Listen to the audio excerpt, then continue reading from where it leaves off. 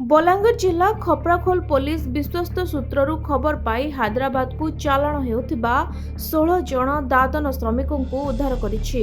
यापर श्रमिक मानक अधिक पचरा उचरा करा जायथिबा थाना अधिकारी नरेंद्र छतर सूचना दैछन्ति।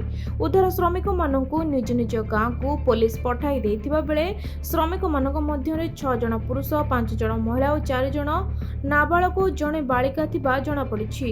एही दादन चालाण श्रमिक मानक नेउथिबा सरदार मुन्ना नाग को घटनास्थल गिरफ करी एक मकदमा रुजु करा जायछि बोली पुलिस अधिकारी सूचना दैछन्ति। करला बाहली रे पुलिस टीम रेड कला बेले खबर पाई जानले कि लेबर चालाण होजी से संक्रांत रे हमर पुलिस टीम पहुंची करला बाहली रो 16 जन को उद्धार करछन लेबर को। से भितरे 5 जन शिशु श्रमिक अच्छन आ 16 जन को उद्धार कला पर से को आनी एग्जामिनेशन पर गाँव में छाड़ी दि जाइए आ जी नौला मनु नाग से सरदार को गिरफ्त कराई आज से कोर्ट चालाण हम। बलांगीर गुप्तेश्वर पृष्टि रिपोर्ट खबर ओडिशा।